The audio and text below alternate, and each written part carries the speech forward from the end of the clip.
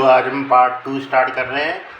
पिछले पहले जो पार्ट था कार्डियो फार्माकोलॉजी का, उसमें हमने बात करी थी एक तरीके से किसका एंटी अरिथमिक ड्रग्स के बारे में बात की गई थी। कौन कितने कैटेगरी है कि 5 कैटेगरी थी।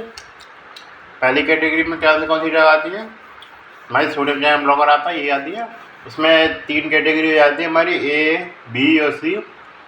1A डिग्री में कौन की आती है तरीके जो कि मॉडरेट लेवल पर सोडियम चैनल का ब्लॉकिंग करती है, और उसके अलावा पोटेशियम चैनल को ओपन करने का, पोटेशियम चैनल को भी ब्लॉक करने का काम करती है।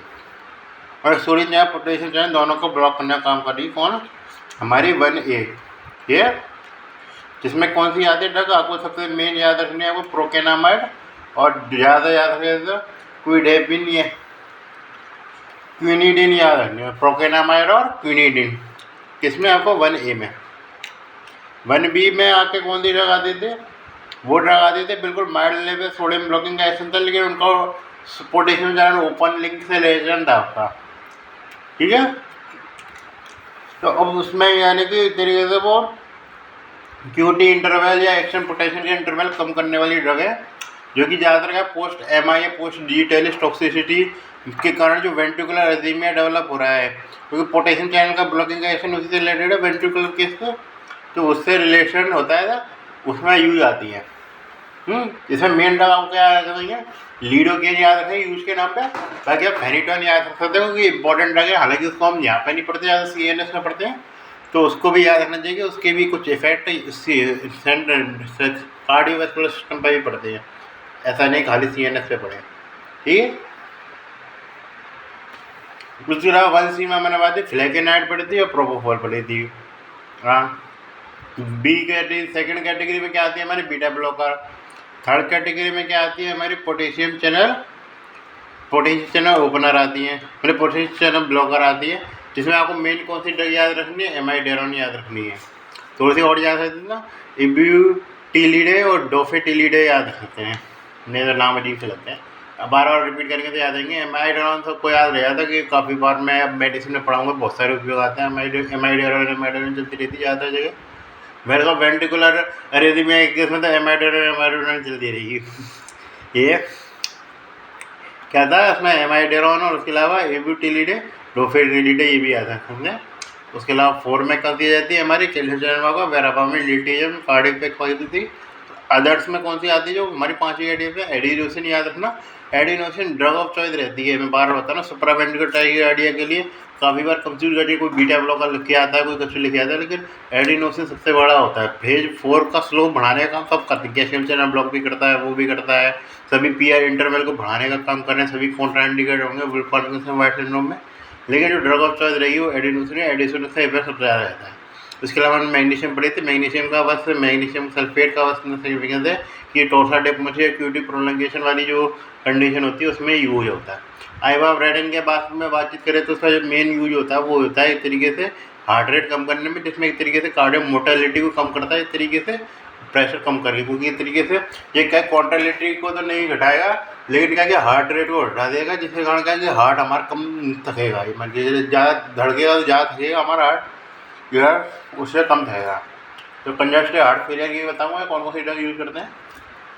उससे पहले मैं कंजस्टिव हार्ट फेलियर को एक्सप्लेन करूँगा, क्योंकि यहाँ पे मैं नहीं करने वाला हूँ, यहाँ पर मैं खाली डोज की बात करूँगा, ठीक है।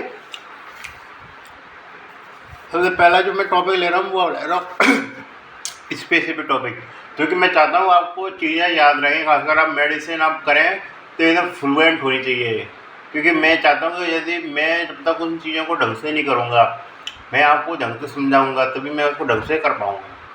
कि मेरे केस का उद्देश्य ये है कि जब से अब आप मेरे से पढ़ें कोई भी चीज़, आपको सीधे पढ़ते ही चीज़ें याद रहें, आपको और जगह ढूंढना ढांढना नहीं पड़े, जो कि मैं करनी पड़ती, काफ़ी बार मेहनत मशक्कत करनी पड़ती, लेक्चर वगैरह भी मुझे खुद ही लेने पड़ते हैं, मतलब लेने का मतलब ये नहीं कि मैं दे रहा हूँ जो वो भी लेक्चर है एक तरीके से, मैंने प्रेप लेटर के लेक्चर लेने पड़ते हैं मुझे, तो वो आपको मेहनत ना करनी पड़े, आपके लिए चीज़ें काफ़ी आसान हो जाए।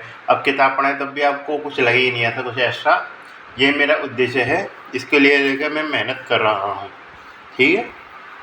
तो इसलिए मैं सबसे पहले जो कैटेगरी बात करूँगा वो करूँगा एक तरीके से स्पेसिफिक, जो कि मैं बात कर रहा हूँ, जो कि मोर्टेलिटी को घटाने का काम करती है। जैसे मैंने उसमें बात कही थी सुप्रावेंटिव टैकिकार्डिया की कैटेगरी बनाई, तो ये इन कैटेगरी का उपयोग ये है कि तो क्या कि ये अब जहाँ पे एक तरीके से नाम आता है, तो जब ड्रग्स का जब भी बात करते हैं तो ड्रग्स के उपयोग में आप लिख पाते हैं। तो और ऊपर से जहाँ यहाँ पे भी जैसे मोबिलिटी रिलेक्शन बहुत सारी जगह पर उपयोग आता है, जैसे एंजाइना हुआ या कंजेस्टिव हार्ट फेलियर हुआ, उसमें भी आसान होता है लिखना कि कौन सी जगह आप लिखेंगे। ये तो इसलिए क्या बार बार चीज़ों को याद रखना नहीं पड़ता, ये जगह आप याद रख लेते हैं जियो को, ये जगह सेपरेट याद रखना है। तो इस तरीके से उसकी अपने नाम में सेपरेट आइडेंटिटी होनी चाहिए। ये नहीं है कि एंजाइना के लोगों को कार्डियक फेलियर में घुसेड़ दे, ऐसा नहीं होना चाहिए। ठीक है, तो एक सेपरेट आइडेंटिटी के रूप में याद करो, drug to in decrease cardiac mortality, ये काफ़ी इंपॉर्टेंट कैटेगरी है। एंजाइना वगैरह वाले केस होगा या कार्डियक फेलियर होगा, दोनों जगह इसकी बात की जाएगी। ठीक है, कौन सी ड्रग आती है इसमें? आती है सबसे पहले हमारी बीटा ब्लॉकर। जब भी हम कॉइन स्टेबल एंजाइना की बात करते हैं तो उसमें बात करते हैं कि मोर्टेलिटी को घटाने के बारे में बातचीत करते हैं। अट्यूब में सीधे नाइट्रोग्लिसरीन दे देते हैं, लेकिन क्या कि हम लॉन्ग टर्म केस में तो हमको मोर्टेलिटी घटानी है, तो उसमें ड्रग ऑफ चॉइस रहती है हमारी बीटा ब्लॉकर। जब भी कोई ड्रग ऑफ चॉइस पूछे सब लिखूंगा नाइट्रोग्लिसरीन मत करे आना, ड्रग ऑफ चढ़ जाएगी हमारी beta blocker conic stable angina में। हाँ, ये जो है प्रीजिमेंटल एंजाइना मतलब प्रीजिमेंटल कॉन्ट्राइंडिकेट होती है। बीटा ब्लॉकर का बहुत वैसे की बात है कि कुछ उसे डी का कुछ सब टाइम के लिए ड्रग ऑफ चॉइस जाती है, और डी के सब टाइम के लिए क्या कहते हैं कॉन्ट्राइंडिकेट जाती है। जैसे कि बीटा ब्लॉकर आवाज़ आए जरा, तो जो मेन ड्रग यूज़ करते हैं हम देखे कंजेस्टिव हार्ट फेलियर के लिए, उसमें एक तरीके ड्रग ऑफ चॉइस में आती है काफ़ी बार, मतलब काफ़ी इंपॉर्टेंट ड्रग रहती है। लेकिन जब भी अक्यूट हार्ट फेलियर की बात करते हैं उसमें हम कॉन्ट्राइंडिकेट करते हैं। तो ये इस तरीके सबसे बड़ी खास बात है इसकी बीटा ब्लॉकर की, कि मतलब बस एक ही डी के एक सब टाइम में तो ड्रग ऑफ चॉइस बन जाएगी, एक डी के सब टाइम में एक तरीके से कॉन्ट्राइंडिकेट हो जाएगी। तो ये बहुत ही कॉम्प्लेक्स होता है। मैं खासकर मेरा पूरा साइंस दिमाग ख़राब रहता था शायद में जब मैं फार्मा में पढ़ता था सेकेंड ईयर, क्योंकि भाई ये समझ नहीं आता था कि इस जगह कॉन्ट्राइंडिकेट है, इस जगह कॉन्ट्राइंडिकेट है, फिर उपयोग क्या करता था। जब मैं उपयोग पढ़ता था हर जगह इसका उपयोग हो रहा था। तो ये एक तरीके से बहुत ही एकदम टेढ़ी कीर है, जिसको हम जब बीटा ब्लॉकर के बारे में पढ़ेंगे तभी पढ़ेंगे। इस तरीके से सेपरेट लेक्चर निकालूंगा बीटा ब्लॉकर का। ये हालांकि निकालने लायक है नहीं, कोई ज़्यादा बड़ा टॉपिक नहीं है, लेकिन मैं चाहता हूँ कि चीज़ों का कन्फ्यूजन नहीं रहे। ठीक है, ये काफ़ी टेढ़ी कीर है, इसको हल्के में मत ले लेना। ऐसे अभी तक तो मैंने लेक्चर लिया नहीं इसका, आप यदि मेरे से पढ़ रहे हैं तो आपने मैं पढ़ लिया हुआ है सेकेंड ईयर में होता बीटा ब्लॉकर, लेकिन इसको हल्के में मत लेना, काफ़ी टेढ़ी कीर है। ठीक है, तो कौन सी आती है हमारा कार्डियक मोर्टेलिटी रिड्यूस करने वाली बीटा ब्लॉकर। बीटा ब्लॉकर में हमारे मेटाप्रोलोल और स्मोलोल आती है ज़्यादा यूज में। मेटाप्रोलोल कहते हैं स्मोलोल, एक आधे ड्रग के नाम रख देते हैं। उसके अलावा क्या कहते हैं हमारे आइवाब्रेडिन, हार्ट रेट डिक्रीज करती है इस तरीके से। कैसे करती है? जो फनी चैनल को इनिबिट करके। और उसके अलावा क्या कहते हैं हमारे लॉन्ग एक्टेड नाइट्रेट होते हैं, जैसे कि तरीके से आइसोसोरवाइड डाइनाइट्रेट, जैसे नाइट्रोजन शॉर्ट एक्टिंग होता है, लेकिन लॉन्ग एक्टिंग भी आते हैं तो आइसोसोरवाइड डाइनाइट्रेट। इसके अलावा हाइड्रालाजीन होती है,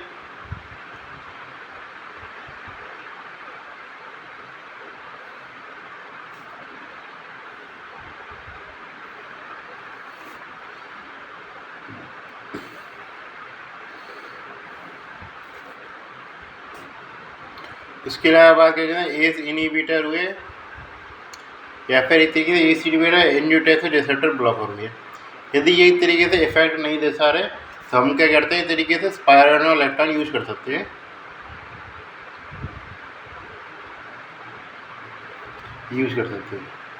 आइसोसोरवाइड डाइनाइट्रेट ये बताएं कॉम्बिनेशन यूज करते हैं आइसोसोरवाइड डाइनाइट्रेट और इसका।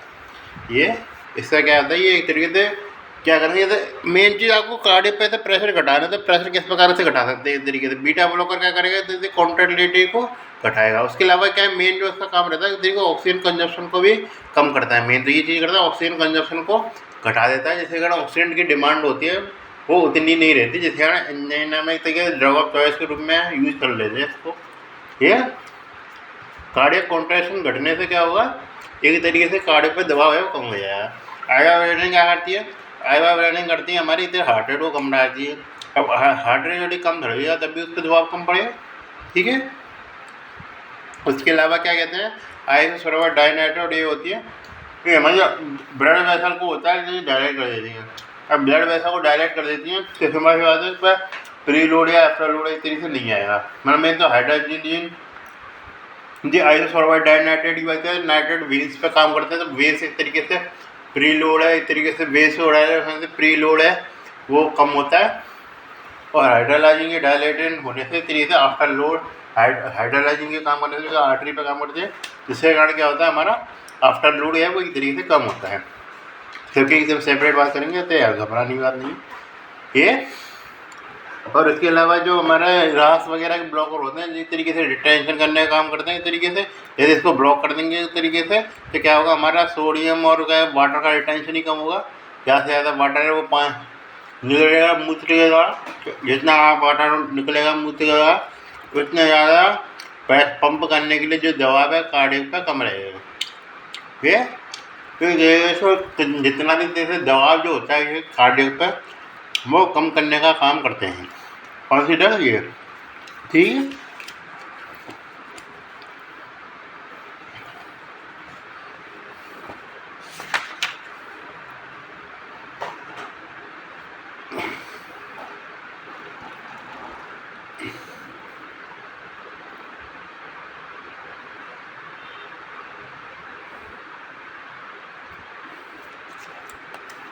इसमें मतलब beta programming calcium channel blocker भी लिख सकते हैं, ठीक है, लिखे नहीं लिखे उसकी बात नहीं है। मेन जो मैं समझाने वाली बात थी वो मैंने समझा दी है ये। अब हम आते हैं सेपरेट ड्रग पे। सारी ड्रग है हमारी सेपरेट रहेंगी, एक एक करके बात करते हैं। तो पहली ड्रग आ रही है हमारी डाइऑक्सिन, सबसे इम्पोर्टेंट ड्रग है ये। इम्पोर्टेंट इसलिए कि इसका यूज इसलिए ज़्यादा होता है, इम्पोर्टेंट इसलिए इसकी और डिटेल बहुत ज़्यादा है। मेरे पहले मैंने ये टॉपिक पढ़ा था डाइऑक्सिन के बारे में, किसमें, जब मैंने कार्डियोलॉजी पढ़ना स्टार्ट किया था फार्मा से, ठीक है। तो इसलिए इम्पोर्टेंट टॉपिक है काफ़ी, इसलिए इम्पोर्टेंट नहीं है, बस ये कि थोड़ा सा बड़ा डिस्क्राइब होता है और उसके बारे में यहीं पे आपको पढ़ने को मिलेगा डाइऑक्सिन के बारे में फार्माकोलॉजी में, और कहीं पढ़ने को नहीं मिलेगा। इसलिए इसको याद रखें। काफ़ी जो कोर फार्मा वाला होता है वो उसका उपयोग के बारे में कोई नहीं पूछा, डाइऑक्सिन के बारे में उपयोग से किसी को कोई मतलब नहीं है, एक दूसरे के उपयोग होता है। लेकिन इसके साइड इफेक्ट, मैकेनिज्म एक्शन, इसके लिए कि कॉन्ट्रा इंडिकेशन, ड्रग रिएक्शन बहुत ज़्यादा इंपॉर्टेंट है। इतनी सारी है ड्रग रिएक्शन कुछ नहीं, ठीक है। सबसे पहले बात करते हैं कि मैकेनिज्म एक्शन क्या है। मैकेनिज्म एक्शन है तो सोडियम चैनल एटीपीएस तुमको इनिवेट करता है। अभी तो कहेंगे बहुत ईजी काम है, तो सारी ड्रग करती है, ठीक है। कार्डियक लेवल पे करता है,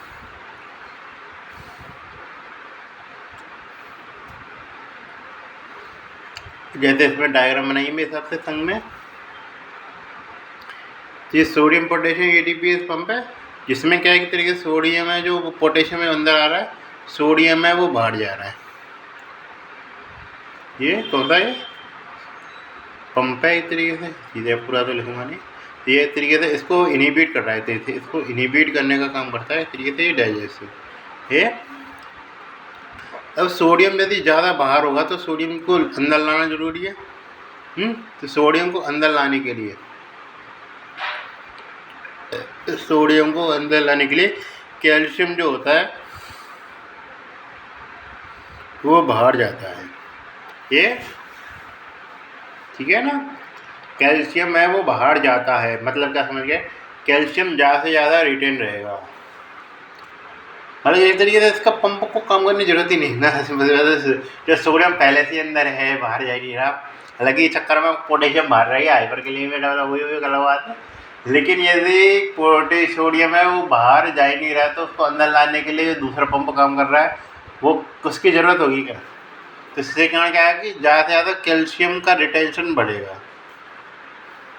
तो कैल्शियम में आया तो कैल्शियम मतलब सीधे सी कॉन्ट्रैक्शन, तो कॉन्ट्रैक्शन उतना ज़्यादा बढ़ेगा, तो कार्डियक कॉन्ट्रैक्टिलिटी जो होती है वो बढ़ जाती है। ये चीज़ हमने सबसे बड़ा इंपॉर्टेंट मैकेनिज्म ऑफ एक्शन में क्या है, जो जिस पंप के कारण इफेक्ट आ रहा है उस पंप पर डायरेक्ट काम नहीं कर रहा है ये है। हाँ, तो इसलिए ये सेकेंडरी रूप से काम कर रहा है, जिस पे काम करना चाहिए था सेकेंडरी रूप से, तो ये काम करता है सोडियम पोटेशियम पंप पे लेकिन इस तरीके से एक्शन कौन दिखाता है, हमारा सोडियम कैल्शियम पंप। ठीक है, मैं गोली मार शाम को गड़ी शाम को मर गया भाई।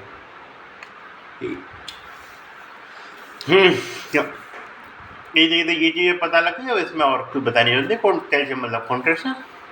ठीक है, यूज खा कर करते हैं इसका। यूज में बताया था, यूज कम से कम पूछता है इसके बारे में। यूज को हार्ट फेलियर में करते हैं, हार्ट फेलियर के लिए पढ़ रहे हैं मेन तो हार्ट फेलियर में कहाँ पढ़ते हैं, तो हार्ट फेलियर में तो हमने 2 प्रकार का पढ़ा था एक तरीके से, जिसमें हमारा जो हार्ट है वो कंपनसेशन कर पा रहा है। ये तो ये बात है ना, अपर फेलियर में 2 प्रकार के होते हैं, एक कंपनसेटरी और नॉन कंपनसेटरी। जब भी हार्ट फेल होता है तो वो ऐसा कुछ नहीं होता कि सीधे सिम्टम आगे ले जाए, तो पहले कंपनसेशन वाली साइकिल चलती है। जब वो कंपनसेशन नहीं करता तब वो इतनी सिम्टम क्रिएट करता है। ये सिंपल सी बात है। अब मान के चले आप वो हार्ट है वो शुरुआत से ऐसा जो कंपनसेशन नहीं कर पा रहा। अब हार्ट ऐसे ही कौन सी कंडीशन है इसमें कंपनसेशन नहीं कर पा रहा, हार्ट में तो फसल हो जाइए, चाहे मायोकार्डियल इन्फेक्शन हो। क्योंकि मेन तो जैसे हम नॉर्मल जो कॉज पढ़ते हैं जैसे हार्ट फेलियर के लिए वो पढ़ते हैं, हाइपरटेंशन हुई, हाइपरटेंशन का ट्रीटमेंट नहीं लिया आदमी ने, ज़्यादा लेवल पर बढ़ गई हाइपरटेंशन, जैसे कारण क्या हो गया तरीके से कार्डियक को ज़्यादा ज़रूरत है, ज़्यादा जोर लगाना पड़ रहा है।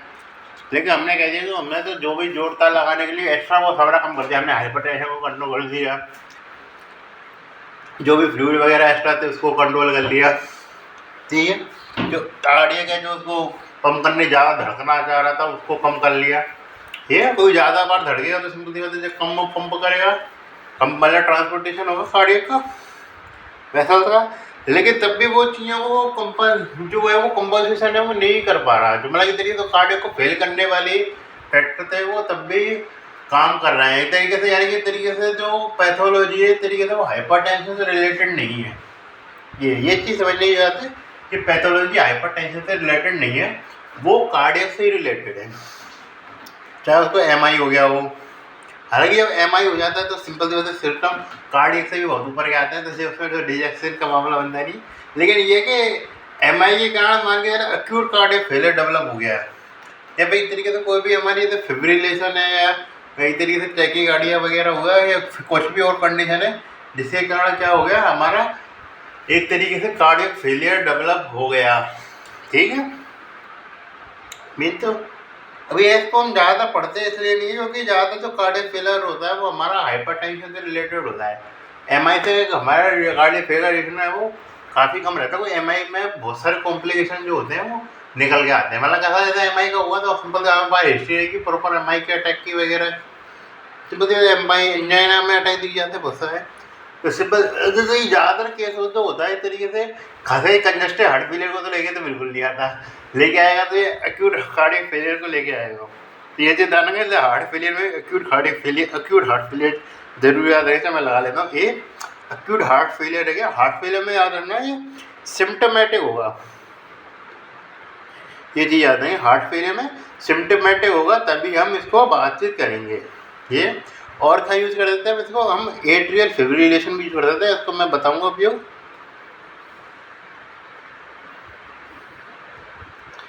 एट्रियल फिब्रिलेशन में कैसे यूज कर सकते हैं, क्योंकि ये भी इसके बारे में बातचीत करेंगे। साइड इफेक्ट रहता है ए बी नोड कंडक्शन को ब्लॉक करता है।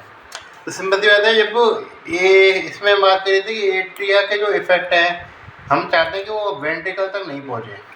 ठीक है, इसमें जो भी जैसे ड्रग बताए थे एक तरीके से पीआर पे एक तरीके इफेक्ट नहीं डालने वाली ड्रग जो है वो एक तरीके से या पीआर प्रोलॉन्गेशन करने वाली ड्रग है, इस तरीके से वो ये भी कंडक्शन को ब्लॉक करने वाली ड्रग है वो एक तरीके से एट्रिया पे इफेक्ट दर्शाती हैं, वो एक तरीके से पहुँचती नहीं है वेंट्रिकल तक इनका इफेक्ट। ठीक है, तो इसलिए उसको एट्रियल फिब्रिलेशन में इस तरीके से उपयोग करते हैं।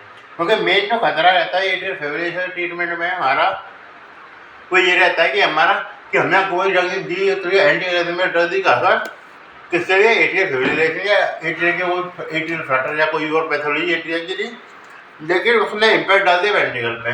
तो ये सबसे बड़ा खतरा रहता है हमारा, इसके लिए कोई भी ड्रग हम यूज़ कर रहे हैं। ठीक है, समझे।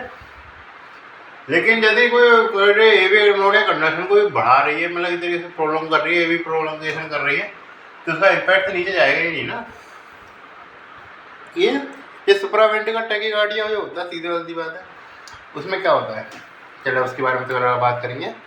तो ये चीज़ है, तो इसलिए एट्रियल फिब्रिलेशन में यूज किया जाता है। इसमें सबसे बड़ा क्लासिकल एग्जांपल रहता है एट्रियल फिब्रिलेशन के संग यदि acute cardiac heart failure develop हो रहा है, ठीक है। क्योंकि मेन जब अब भी बात करिए फिब्रिलेशन के संग यदि हार्ट फेलियर डेवलप हो रहा है, तब भी हमारी मेन जो ड्रग रहेगी वो कौन सी रहेगी, क्योंकि एट्रियल फिब्रिलेशन का कारण हार्ट फेलियर डेवलप हो गई, सिंपल सी बात है, इनके संग हार्ट फेलियर देखने मिलता है। लेकिन जो हार्ट फेलियर देखने मिलेगा उसमें हम क्या करते हैं, एक तरीके से बीटा ब्लॉकर यूज़ करते हैं, क्योंकि वो एक तरह हार्ट रेट को कंट्रोल करता है एक तरीके से, ऊपर से जो एक्स्ट्रा कॉन्टिलेटरी बन रही होती है उसको घटाने का काम करता है। तो रेट कंट्रोलिंग एजेंट का रोल आया था बीटा ब्लॉकर का, जो कि हार्ट फेलियर को भी कंपनसेट कर देता है, दो एक्शन के रूप में ये। तो इसलिए जब एक्यूट वाली कंडीशन होती है तो वहाँ पे हम क्या है, डिजिटली बीटा ब्लॉकर का उपयोग है वो नहीं कर सकते। अब इसका जो कारण है वो हम आगे चलकर एक्सप्लेन करेंगे, हम बीटा ब्लॉकर के बारे में बातचीत करेंगे ढंग से। हालांकि मैं बीटा ब्लॉकर को समझा के इन लेक्चरों पे आना चाहिए था, लेकिन जब हम नहीं आए तो अगर बात कुछ की बात रही, तब हम बीटा ब्लॉकर को पढ़ाएंगे, तभी इसके बारे में बातचीत करेंगे ढंग से कि हम उसको एक्यूट कार्डियक फेलियर में उपयोग क्यों नहीं करते। इसलिए ये चीज़ ध्यान रखना, एक्यूट हार्ट फेलियर जब भी कंडीशन बात होगी, डिजिटली से हमारा एक तरीके से प्रेफरेंस में जरूर रहेगी। हाँ, उसमें ये चीज़ ध्यान रखना कि सिम्टम क्रिएट कर रहा हो, यदि सिम्टम नहीं क्रिएट कर रहा है तब हम उसको उपयोग नहीं करेंगे। सिम्टम वाले कौन से वाले, सिम्टम जो स्पेसिफिक उसके रहेंगे हार्ट फेलियर को सिस्टेमिक लेवल पर दर्शाने वाले। ठीक है, तो ठीक है, जरा इसका उपयोग वगैरह में जाएंगे तो कुछ दिन में निकल जाएगा। फिर कार्डियक फेलियर की बात करेंगे तो कर लेंगे, हालांकि इसका भी ज़्यादा कुछ नहीं है। मैं फार्माकोलॉजी बात है ना, मैकेनिज्म याद आ रहा है, यूज याद पता कर लिया हमने। उसके अलावा बात आते हैं यूज के अलावा, वो आते हैं इसके मेन चीज साइड इफेक्ट।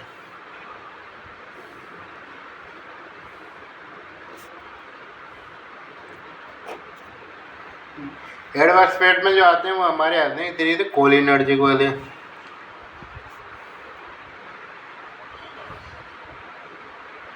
जिसमें से मैं वो नोजिया, वॉमिटिंग, डायरिया कॉमनली चलते रहते हैं। तो उसके अलावा मेन जो चीज़ याद रखनी है बताने के लिए, येलो विजन, ये जो मेन पॉइंट आपसे पूछ सकता है क्या, येलो विजन। हम 3-4 जगह बात करेंगे, ब्लू विजन की भी बात करेंगे और जगह अलग अलग तरीके की विजन की बात करेंगे। तो इसके विजन वाले साइड इफेक्ट जरूर याद रखना, खासकर कलर कौन सा बोल रहा है इसके लिए। उसके अलावा एक एट्रियोवेंट्रिकल जो ब्लॉकिंग जो होता है उसको भी काम करने का, ब्लॉक करने का काम करता है ये।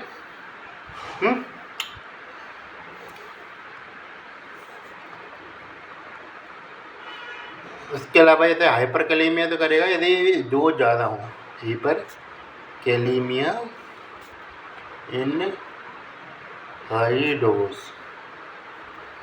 ये सबसे बड़ा इम्पोर्टेंट आता है हाइपर कैलीमिया की, किसमें कि इसको कॉन्ट्रा इंडिकेटेड जब भी पूछा जाता है तो वो इसकी आता है हाइपोकैलीमिया है। हाइपोकैलीमिया में एक तरीके से कॉन्ट्रा इंडिकेटेड क्या होती है, हाइपोकैलीमिया कॉन्ट्रा इंडिकेटेड बताया क्या होती है, क्योंकि जो पोटेशियम जो हमारा बाहर जाता है वो हकीकत में वो ऐसे ही बाहर नहीं रहता, वो क्या इनके साथ जुड़ जाता है, जो हमारा पंप जो होता है उस पर जुड़ जाता है और डिजॉक्सिन की जो एक्टिविटी होती है उसको इनहिबिट कर रहा है। ठीक है, तो इसलिए तो डिजॉक्सिन की जो एक्टिविटी जो होती है और डिजॉक्सिन हम मैकेनिज्म के एक्शन के बारे में, हम टारगेट एक्शन के बारे में तो इसमें बात कर रहे हैं ना। वैसे तो 25 तरीके के एक्शन दिखाता है डिजॉक्सिन, तभी तो इतना लंबा लेक्चर हो रहा है डिजॉक्सिन का। तो इसी तरीके से जिसके कारण क्या होता है, ये हाइपोकैलीमिया के कारण जो ऑक्सीजन जो होता है, हाइपोकैलीमिया जो होता है, नॉर्मल केस में क्या होता है, तो पोटेशियम जो होता है हमारा वो ब्लॉक करता है इस तरीके से डिजॉक्सिन को, किस पे, पंप पे। मैं ऐसे लिखता हूँ थोड़ा सा, तो यही पंप पे ब्लॉक करता है, मान लीजिए हाइपोकैलीमिया हो रखा है उसको, तो वो क्या करेगा इस तरीके से डिजॉक्सिन टॉक्सिसिटी में डेवलप करेगा,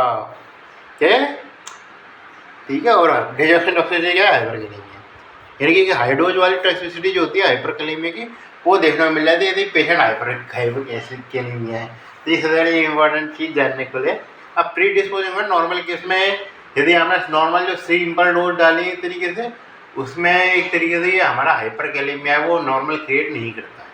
ये लगता है इसके अंदर हाइपरकैलेमिया क्रिएट करेगा, लेकिन वो नहीं करता। यदि हमने थेरेप्यूटिक रेंज के अंदर रख रखी, यदि हमने बहुत ज़्यादा हाई डोज दे रखी है, तब आपको इस तरीके से हाइपरकैलेमिया कर सकता है ये। उसके अलावा और कौन इंडिकेटर रहेगा, थोड़ा सा लगा दे रीनल फेलियर में, क्योंकि इसका एस्पिरेशन घट जाएगा। क्योंकि हमने ये बात करना चाह रहे थे, ये हम जब वैसे उसमें आपने जैसे जनरल फार्माकोलॉजी पढ़ रहे भी जाता था, तो हम कुछ ड्रग्स के बारे में बातचीत करते हैं, उसमें नैरो थेरेप्यूटिक इंडेक्स के बारे में बात करते हैं। तो इसका भी नैरो थेरेप्यूटिक इंडेक्स है, हाँ बताऊंगा मैं इसकी रेंज कितने देर तक रहती है।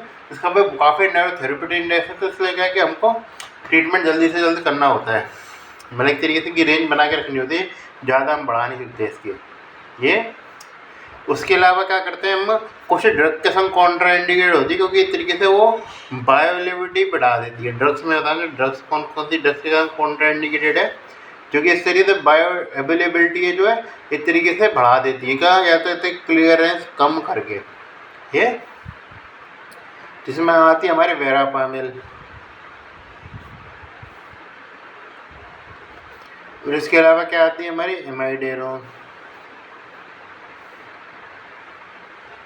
और उसके अलावा क्या आती है क्विनिडीन।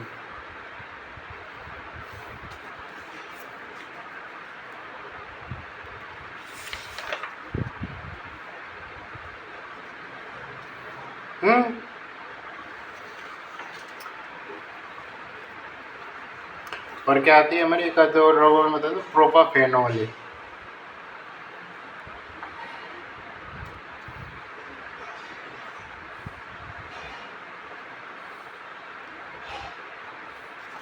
यानी कि देखिए सभी क्लास की एंटी एरिथमिक ड्रग जो होती है उनके संग आप इसको नहीं दे सकते, इसके कारण इसका उपयोग सबसे कम हो रहा है।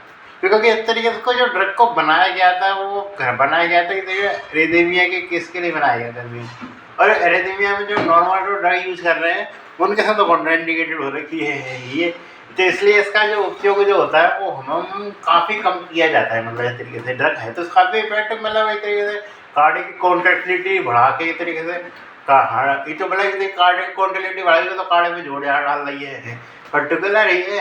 अब होने को तो सिंपल सी बात है, आपको छोटे मोटे लेवल में शुरू एक टाइम में तो निकाल सकता है आदमी अपने आप पे जोर डाल के कुछ समय के लिए। ऐसे में देखो अचानक बहुत ज़्यादा पढ़ाई करने के लिए कहा जाए तो हो सकता है आपको छोटे मोटे एकदम एग्जाम के दिन 1-2 दिन पहले आप पास करने लायक कर ले पढ़ाई और पास हो जाए, लेकिन आप ये रेगुलर बेसिस पे तो नहीं कर सकते ना। रेगुलर बेसिस पे आप दिन रात जाग के पढ़ाई नहीं कर सकते, ये ना, फिर तो प्रेशर बढ़ेगा आपको, फिर तो पढ़ाई में मन ही नहीं लगेगा, ये बात है ना। इसलिए क्या इसका लंबे टाइम तक उपयोग कर नहीं सकते। क्रॉनिक कंजेस्टिव हार्ट फेलियर के लिए मैं बता दें कि ये ड्रग हम यूज नहीं करते।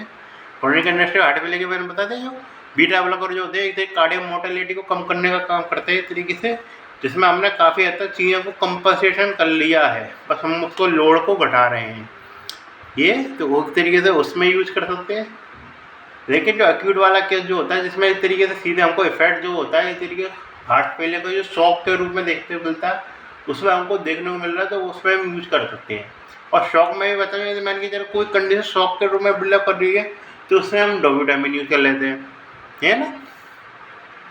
जैसे एक्यूट कार्डियक फेलियर के लिए बात करते हैं तो उसी में बात आती है डाइऑक्सिन की। तो एक्यूट कार्डियक फेलियर में डाइऑक्सिन से ऊपर जो रोल आता है वो आता है हमारे डोबुटामाइन का, क्योंकि वो सीधे इस तरीके से क्या करता है हमारा इसको इंक्रीज कर देता है हमारे कार्डियक कॉन्ट्रैक्टिलिटी काफ़ी ज़्यादा देर पे, और वेसल्स पे भी अच्छा खासा इम्पैक्ट डालता है। लेकिन क्या है उसमें एरिथमिया वगैरह को सही नहीं कर रहा था।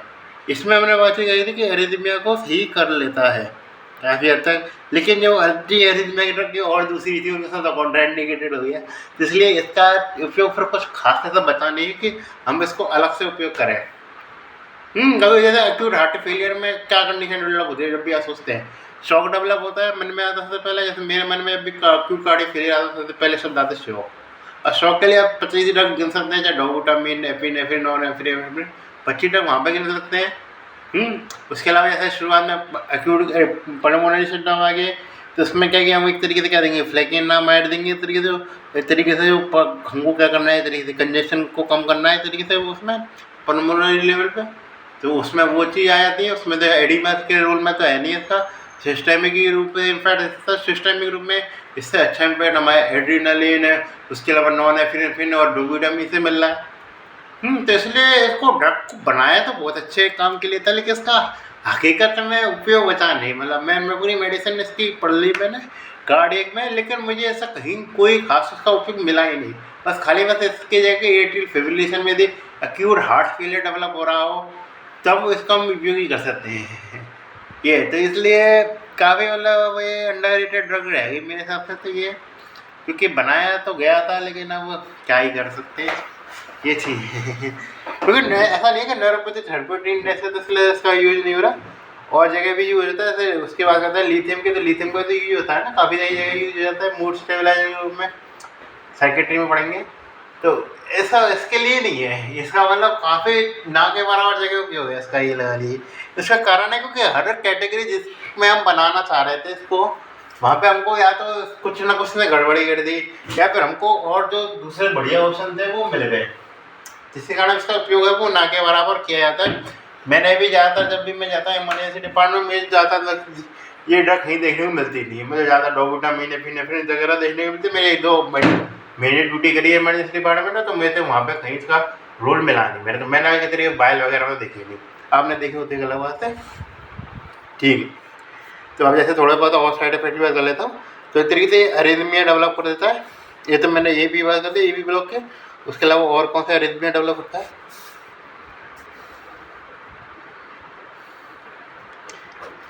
अरिथमिया में 2 बात कर देते हैं। तो एसटी डिप्रेशन, एसटी डिप्रेशन में आता है हमारा स्कूप्ड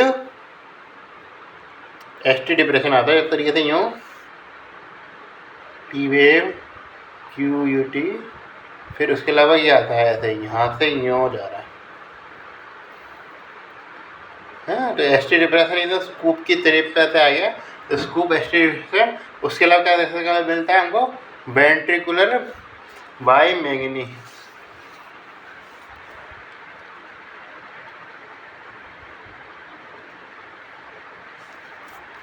इसमें एक तरीके से बीच में हमको क्या देखिए नॉर्मल कार्डियक रिदम देखने को मिलेगी, और उसके बाद बीच में क्या देखने को मिलेगा हमको एक तरीके से वेंट्रिकुलर टैकीकार्डिया वाली में एक तरीके ऐसा ग्राफ आता है, हमने पढ़ लिया हो, मेरे से पढ़ाया तो कोई याद हो। ये एक तरीके से उसमें देखने को मिलता है, या तरीके अल्टरनेटिव देखने को मिलती हैं चीज़ें। अल्टरनेटिव आपको एक तरीके से नॉर्मल, एक तरीके से वेंट्रिकुलर टैकीकार्डिया, ऐसा इस प्रकार हमको देखने को मिलता है वेंट्रिकुलर टैकीकार्डिया वाला ग्राफ। ये चीज़ें वेंट्रिकुलर बाईमैंगनी कहते हैं। दोनों इंपॉर्टेंट चीज़ें पता होना चाहिए। अगर ये ईसीजी में पूछ सकता है, ईसीजी के लिए इंपॉर्टेंट क्वेश्चन हो जाता है मेडिसिन के एक्सपर्ट से, फार्माकोलॉजी में तो नहीं पूछेगा, लेकिन ये फिर भी आपको याद रखना है। यदि इसकी टॉक्सिसिटी बहुत ज़्यादा हुई है जनरल लेवल पे, तो क्या यूज़ करते हैं हम? डिगी बाइंड एंटीबॉडी यूज़ करते हैं, डिगी बाइंड यूज करते हैं। और उसके अलावा क्या है, यदि वेंट्रिकुलर लेवल फिब्रिलेशन हो रखा, वेंट्रिकुलर फिब्रिलेशन है, तो मैंने बताया वेंट्रिकुलर फिब्रिलेशन यदि डायजोक्सिन या एमआई से इंड्यूस है। एमआई के इंड्यूस में एक नया अपडेट आया, एमाइडेरोन यूज़ करते हैं, लेकिन डायजोक्सिन में आज भी हमारा ड्रग ऑफ चॉइस पर रहेगा, हमारा लीडोकेन ही रहेगा। ठीक, उसके अलावा क्या कहते हैं, ए बी ब्लॉक जो कर रहा है उसके लिए बताते हैं, तो उसका ड्रग ऑफ चॉइस रहती है हमारी एट्रोपिन। इसके बारे में बातचीत करी थी मैंने। यदि ये डिजिटली इंड्यूस हो तरीके से ए बी ब्लॉक है, तो कौन सी ड्रग यूज़ करते हैं हम? एक तरीके से एट्रोपिन यूज़ करते हैं। और यदि सुप्रावेंट्रिकुलर होता है उसके लिए यूज़ करते हैं हम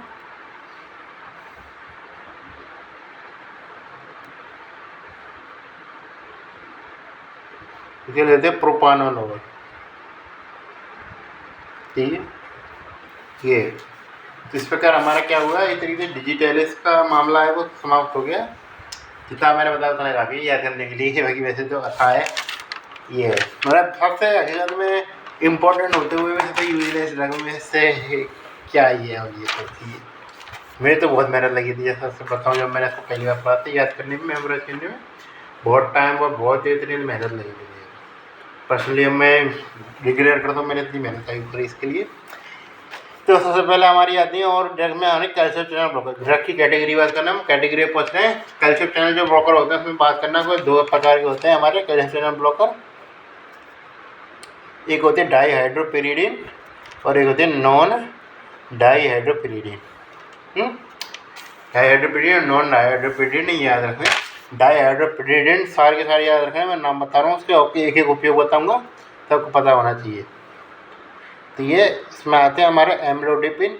जब भी हम इतनी टेलवास एम जो ड्रग आती है यूज़ करते हैं, तो टेलवास एम जो हाइपरटेंशन वाली ड्रग आती है वो यूज़ करते हैं, उसमें एम्लोडिपिन रहती है। ये तो हमारा एस इनहिबिटर रहता है, मुझे याद नहीं एस इनहिबिटर कौन सा रहता है, लेकिन एम्लोडिपिन जरूर रहती है। एस इनहिबिटर कोई सा हो, लेकिन एम्लोडिपिन जरूर रहेगी। तो इतने इसकी इंपॉर्टेंस है हाइपरटेंशन वाले पेशेंट के लिए।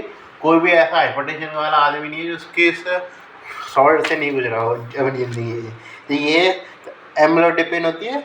सबसे बड़ी क्या खासियत होती है इसके, तरीके से ओरल अवेलेबिलिटी ज़्यादा रहेगी, मैक्सिमम कहते हैं कि तो मैक्सिमम बायो अवेलेबिलिटी रहेगी इसके ओरल लेवल पे।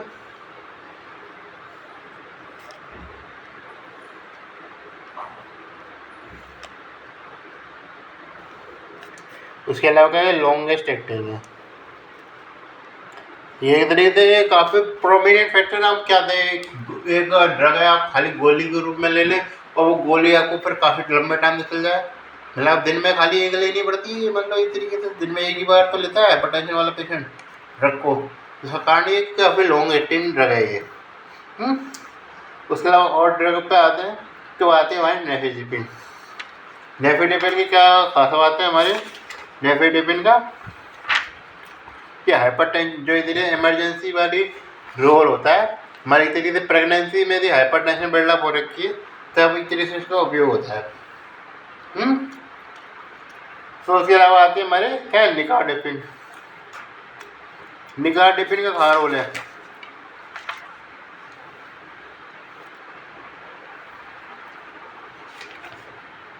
गट्टी सोचते हैं।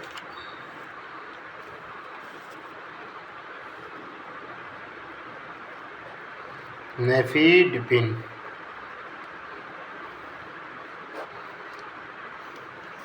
नेफेडिपिन का कहाँ रोल आता है हमारे हाइपरटेंशन इन प्रेगनेंसी।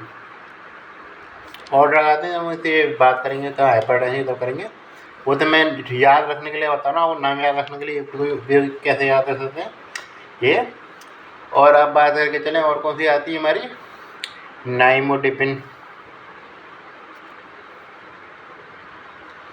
नाइमोडिपिन का कहाँ उपयोग होता है हमारा, सब एरेक्नोइड हेमरेज जब भी होता है तो उसमें क्या है, वेसोस्पाज्म डेवलप हो जाता है, उसके ट्रीटमेंट के लिए यूज करते हैं। तो इस तरीके से प्रिवेंट करता है ये, प्रिवेंट सेरिब्रल वेसोस्पाज्म। कौन सी जगह हमारी नाइमोडिपिन। और कौन सी आती है हमारे, कौन सी रहेगी, निकार्डिपिन रहेगी।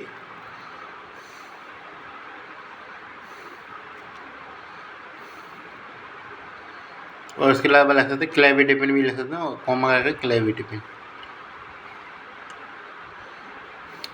किसमें, हाइपरटेंशन इमरजेंसी में,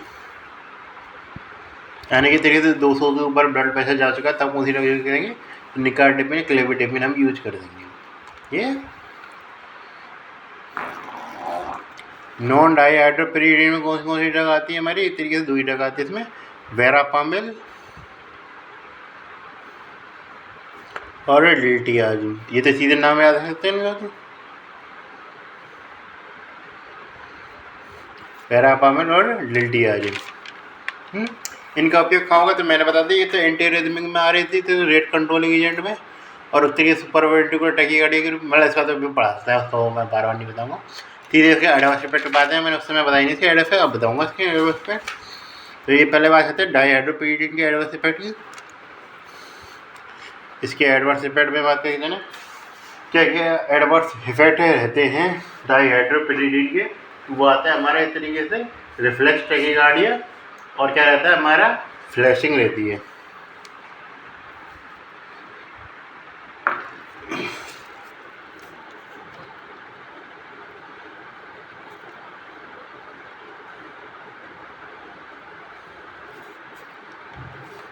रिफ्लेक्स टैकीकार्डिया एक बहुत बड़ा फैक्टर है जिसके कारण आज भी बीटा ब्लॉकर है वो ड्रग ऑफ चॉइस बढ़ा हुई है, क्योंकि बीटा ब्लॉकर के साथ रिफ्लेक्स टैकीकार्डिया जो है वो देखने को नहीं मिलता है। रिफ्लेक्स रिस्पॉन्स है वो इस तरीके से नहीं देखने को मिलता है बीटा ब्लॉकर।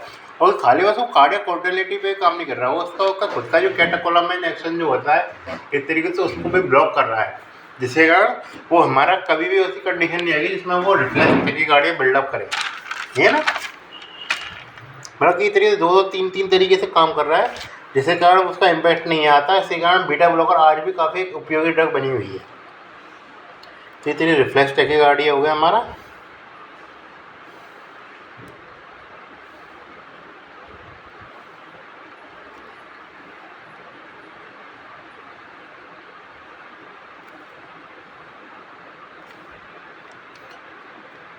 इसके लिए बात करते हैं इनकी एडवर्स इफेक्ट की। तो इनकी एडवर्स इफेक्ट में मैंने बताया था ये भी ब्लॉक करता है, करने का काम है इनका। और क्या काम है ऐसे करते हैं तरीके से, कॉन्स्टिपेशन हो सकता है इसके समय।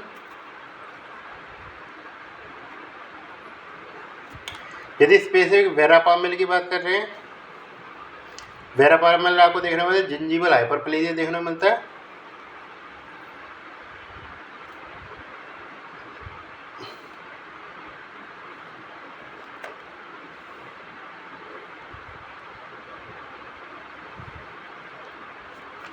और क्या देखने को मिल रहा है जिंजीवल हाइपरप्लेजिया के अलावा, वो देखने को मिल रहा है हमको हाइपरप्लेटिनीमिया।